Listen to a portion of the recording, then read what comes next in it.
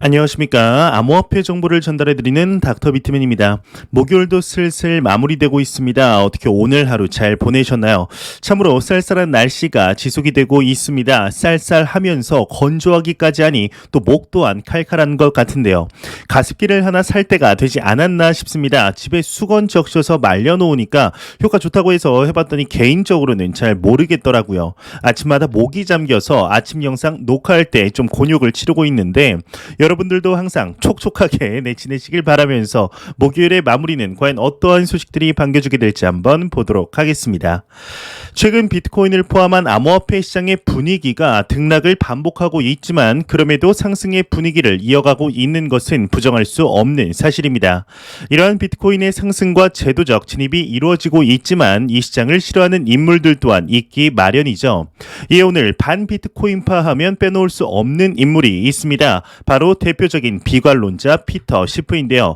참 비트코인에 대해서 비판할 거리를 만드는 것도 겹치지 않는 내용으로 이야기를 하는 것도 쉽지 않은 일 같은데 오늘은 어떠한 이야기로 비트코인을 비판하고 있을지 같이 한번 보도록 하겠습니다. 피터 시프, 비트코인 다른 고위험 자산과 동반 상승한다. 인플레이션 거품이다. 헤드라인이 장식이 되어 있습니다. 대표적인 비트코인 회의론자인 이제 유로퍼시픽 캐피탈의 회장 피터 시프의 경우는 비트코인이 오르고 떨어진다고 해서 비트코인이 금보다 나은 인플레이션 해지 수단인 것은 아니다. 비트코인은 다른 고위험 자산과 동반 상승 중이다. 이는 인플레이션으로 인한 거품일 뿐이며 거품이 꺼지면 비트코인 같은 위험 자산 가격은 금 대비 크게 붕괴할 것이라 말했다고 하는데요. 비트코인이 인플레이션 해치용으로 보기에는 많이 부족하다 이런 내용이죠. 이에 한 명의 인물이 이제 했던 말이 생각이 나는데 마이크로 스트래티지의 CEO 마이클 세일러가 했던 말이 생각이 납니다. 이 마이클 세일러의 경우는 만약 비트코인 대신 금을 샀다면 수십억 달러를 잃을 수 있었다라는 언급을 하였는데요. 이에 대해서는 마이클 세일러는 완전한 비트코인 낙관론자가 아니냐라고 말씀하실 수 있습니다. 이에 이번 연도 금과 비트코인의 수익률이 나왔는데 지난 12개월 동안 금은 5.88% 하락한 반면 비트코인은 376.34%가 상승을 했다는 것이죠. 이에 대해서 추가적으로 금은 이미 생명을 다한 죽은 돈이며 금을 팔고 비트코인을 사라라는 코멘트를 덧붙였었습니다. 현재 시대는 변화해가며 금융의 기본 단위인 화폐로부터 변혁이 이루어지고 있습니다. 모든 것이 디지털로 바뀌어감에 따라 자산군들 또한 바뀌어갈 수밖에 없는데요.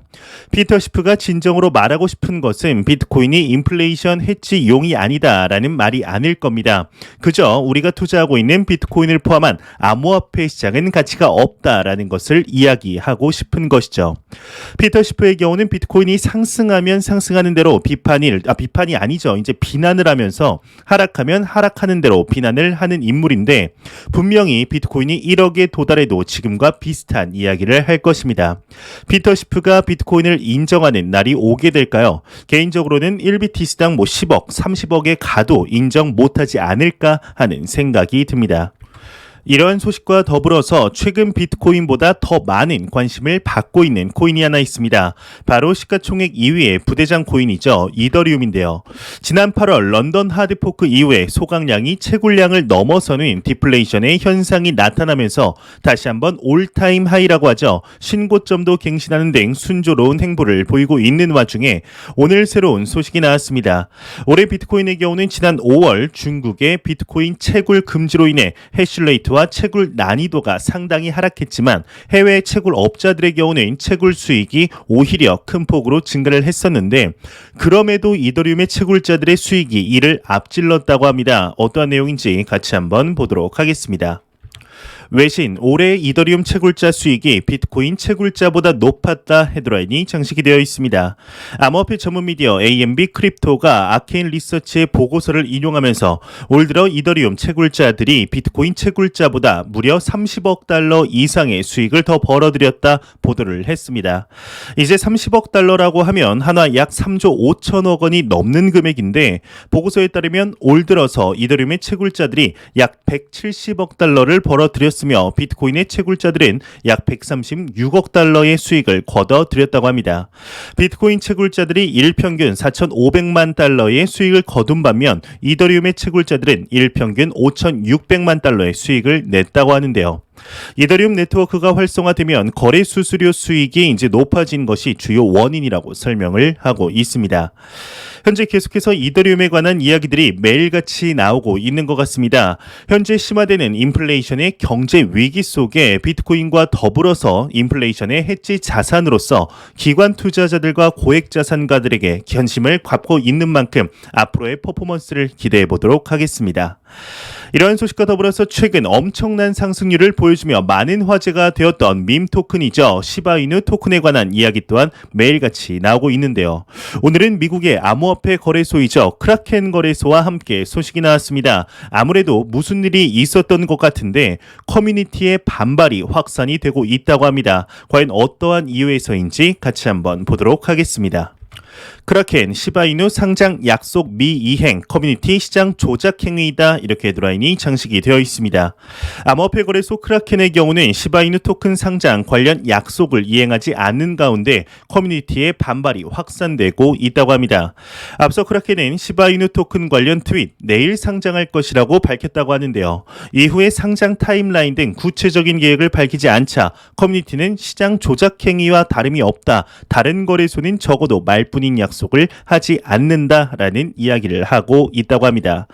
확실히 이 내용을 보았을 때는 크라켄 거래소가 잘못을 한 것으로 보이는데요. 이에 대한 명확한 이유와 상장이 연기된 이유에 대해서 입장을 밝혀야겠죠.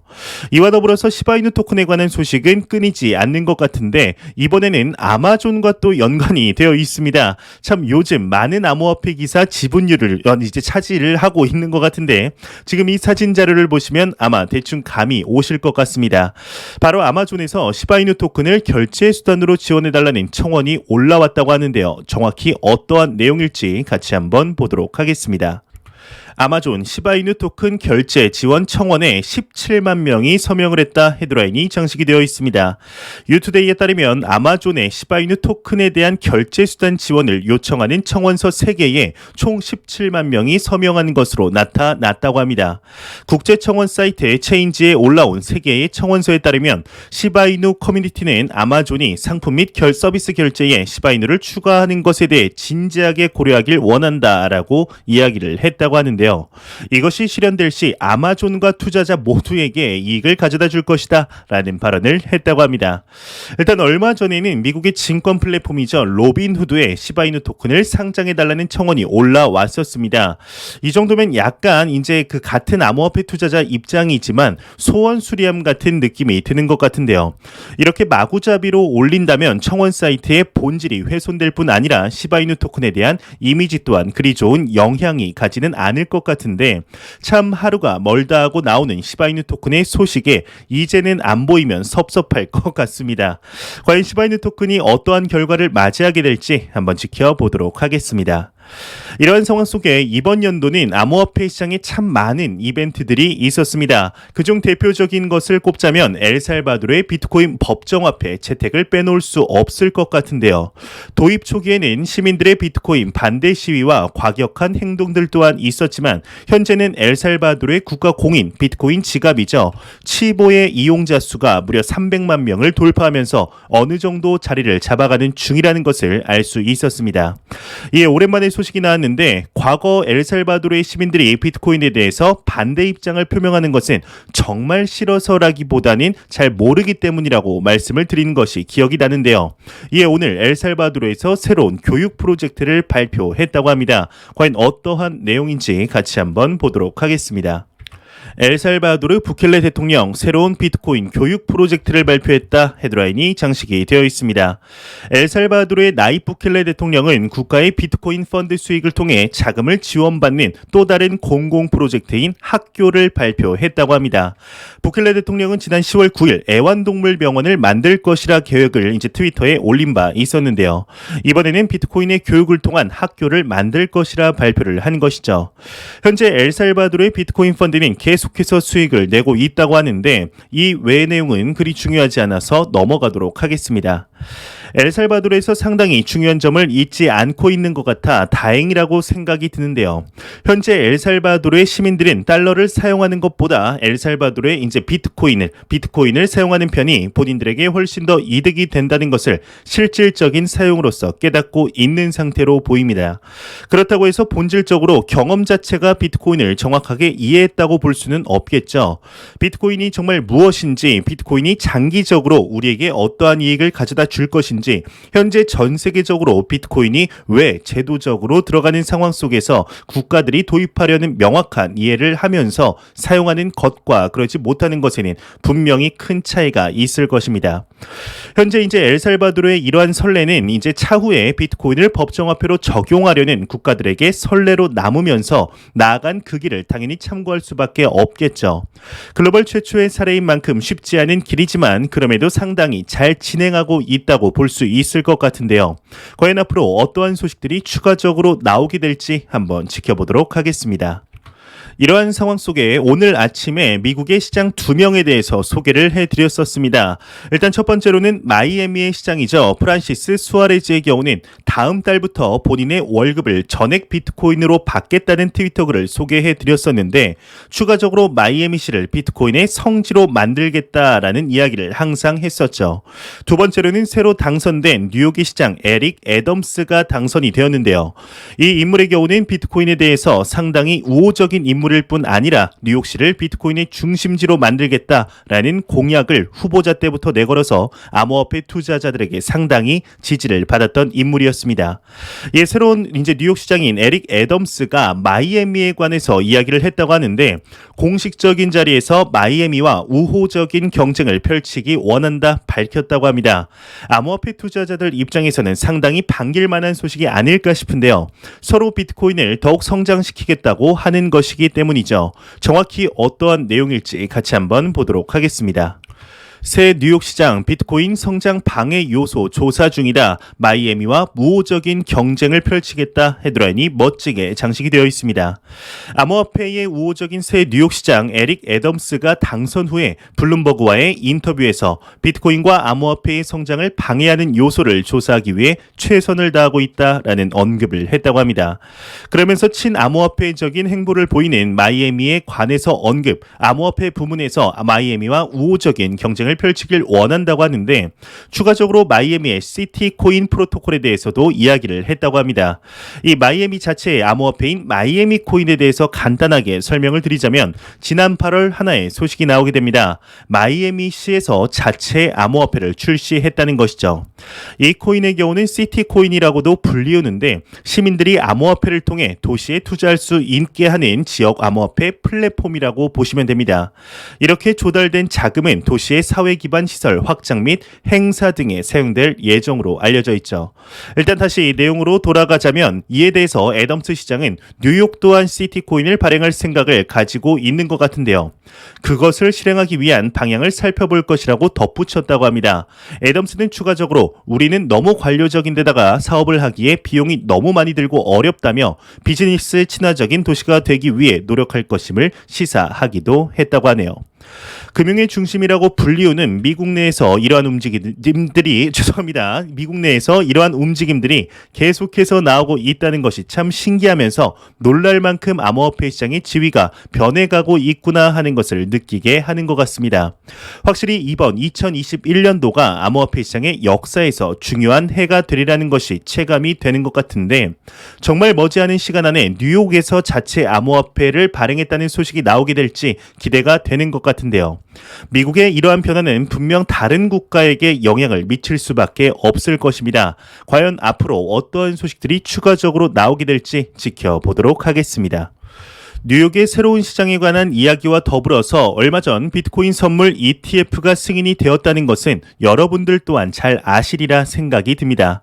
승인이 난 이후에 얼마 안 되어서 글로벌 1위의 비트코인 펀드를 운용하는 기업이죠. 그레이스케일의 경우는 본인들이 운용하는 GBTC 펀드를 ETF로 바꾸기 위한 서류를 SEC에 제출을 했었습니다. 이에 오늘 미 SEC에서 새로운 소식이 나왔습니다. 본격 검토를 시작했다고 하는데 과연 어떠한 내용인지 같이 한번 보도록 하겠습니다. 미 SEC 그레이스케일 GBTC ETF 본격 검토를 시작했다. 의견을 수렴하겠다. 헤드라인이 장식이 되어 있습니다. 미국의 증권거래위원회 SEC의 경우는 그레이스케일 비트코인 트러스트를 현물 ETF로 전환하는 방안을 본격 검토 중이라고 합니다. SEC는 11월 2일 NYSE 인제 아르카가 제출한 규칙 변경 제안에 대한 피드백을 요청하는 공지를 게시하였는데 SEC는 이르면 12월 24일 결정할 예정이라고 하네요. 이와 더불어서 참 시기적절하게 추가적인 소식이 나왔습니다. 그레이스케일을 응원하려는 것일까요? 아니면 우연일까요? 미국의 하원 의원들이 SEC 위원장에게 서한을 발송을 했는데 현물 비트코인 ETF 승인을 하라는 촉구를 했다고 합니다. 과연 어떠한 내용인지 같이 한번 보도록 하겠습니다.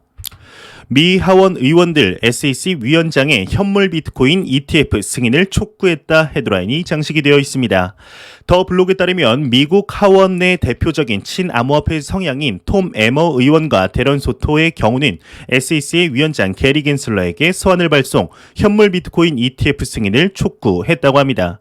공개된 서한 내용에 따르면 그들은 지난달 SEC가 승인한 비트코인 선물 ETF는 잠재적으로 봤을 때 비트코인 현물 ETF보다 훨씬 변동성이 많다. 투자자들은 해당 상품에 적용되는 프리미엄 및 매달 롤링되는 선물 계약 비용 때문에 더 높은 수수료를 지불해야 한다라고 이야기를 했다고 하는데요. 추가적으로 현물 비트코인 기반 ETF를 승인하지 않는 이유가 무엇인지 의문이다.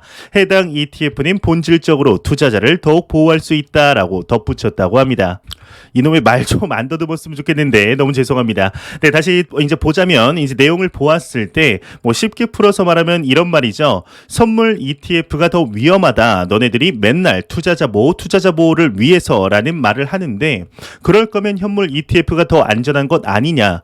위험한 선물은 승인하고 현물은 승인하지 않는 것은 도대체 어떤 이유에서냐라는 말을 하는 것이죠. 참 타이밍 하나 기가 막히지 않나요? SEC가 그레이스케일의 GBTC의 전환을 검토하는 당일날 정말 알고 이러한 기사가 나온 것인지 아닌지는 모르겠으나 참 신기할 따름입니다. 만일 현물 비트코인 ETF가 승인이 난다면 상당히 긍정적인 상황이 오겠죠. 아마 저번 비트코인 선물 ETF 거래량을 훨씬 뛰어넘는 결과가 분명히 나올 것입니다. 실제적으로 가격에도 엄청난 영향을 주며 역대 ETF 거래량 1위를 갱신할 수 있을 것이라고 보고 있는데요. 앞서 말씀드렸듯이 미국에서 상당히 많은 변화들이 눈에 띄게 보이고 있습니다. 앞으로 어떠한 모습들이 추가적으로 나오게 될지, 과연 현물 ETF, 비트코인 ETF가 올해 승인이 나게 될지 지켜보도록 하겠습니다. 안 보고 가면 섭섭하겠죠. 마지막 크립토 공포 탐욕 지수입니다. 전날 대비 3포인트 하락한 73포인트를 기록하였는데요. 투자 심리가 소폭 위축이 되며 극단적인 탐욕 단계에서 다시금 탐욕 단계로 전환이 되었습니다. 이 지수는 0이면 공포, 100이면 낙관을 의미하게 되죠. 현재 비트코인을 포함한 암호화폐 시장의 분위기가 나쁘지 않습니다. 비트코인을 기준으로 6만 달러 위를 안정적으로 지켜주고 있을 뿐 아니라 암호화폐 시장의 펀더멘탈 역시 상당히 긍정적이다 볼 수 있을 것 같은데요. 정말 놀라우리만큼 시장의 펀더멘탈은 시간이 갈수록 계속해서 굳건해지며 견고해지고 있습니다. 이는 여러분들 또한 잘 아시리라 생각이 드는데 이 타이밍에 우리가 이 시장에 투자를 하고 있다는 것 자체가 정말 좋은 기회를 잡았다고 생각을 하고 있습니다. 이 기회를 또한 완전하게 내 것으로 만들기 위해서는 무엇보다 여러분들 개개인의 투자 철학이 가장 중요합니다. 이 투자 철학이 있느냐 없느냐가 별것 아니라고 생각하실 수 있겠지만 투자의 모든 것이라고 이야기를 해도 과언이 아닌데요. 항상 공부하시고 투자의 본질을 절대로 잊지 않으시며 제일 중요한 것은 결코 자만해서는 안 됩니다. 자만은 자본이 가장 싫어하는 성질이며 조금의 수익에 자만하는 순간 순식간에 자본이 없어지는 것을 확인할 수가 있습니다. 요즘 마지막에 항상 비슷한 코멘트를 드리는데 정말 머지않은 시간 안에 이제 전례 없는 상승장이 한번 올 것 같은 느낌이 계속해서 좀 강하게 들고 있습니다. 우리가 사는 자본주의 시스템하에 만들어진 투자라는 것은 정말 신기해서 장기적으로 큰 자본을 안정적으로 이제 유지하며 굴리기 위해서는 단순히 투자 종목만 잘 정해서는 안 됩니다. 투자 종목만 잘 정하게 된다면 단기간에 큰 돈을 우연치 않게 얻는다 해도 이 돈을 유지할 힘이 없다면 금방 사라지게 됩니다. 마치 신기루처럼 말이죠. 돈의 성질과 자본주의에 대한 이해, 투자에 대한 이해도와 경험, 거시경제적인 상황들을 계속해서 캐치를 해야 하는데요. 절대로 공부를 멈추지 마시길 진심으로 바래 보겠습니다. 제가 준비해온 소식은 여기까지입니다. 영상이 도움이 되셨다면 구독과 좋아요 그리고 광고 한 편만 처음부터 끝까지 시청 부탁드립니다. 이 채널은 오직 광고 수익으로 운영이 되게 됩니다. 항상 영상 시청해 주시는 시청자분들, 구독자분들 너무나 감사합니다. 오늘 남은 시간도 행복하게 마무리하시길 바라면서 저는 더욱 도움이 되는 영상으로 내일 아침 출근 시간에 찾아뵙도록 하겠습니다. 지금까지 닥터 비트맨이었습니다. 감사합니다.